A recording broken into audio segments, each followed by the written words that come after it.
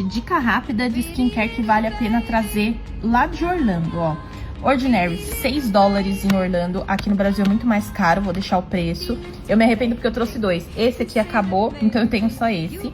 Essa marca coreana aqui, Cortex, tudo que vocês acharem dessa marca, dá uma olhada se é apropriado para o seu tipo de pele, dá uma pesquisada no Google, vale super a pena. Eu trouxe ele, mesma composição de Ordinary, só que ele é muito melhor. É difícil achar aqui e é bem mais caro, vou deixar o preço aqui se eu achar.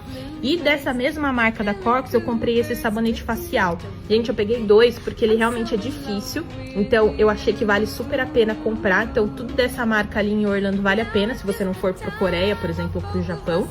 E o que vale mais ou menos a pena é MAC, tá? MAC vai ter uma variedade maior na Ulta, ou na...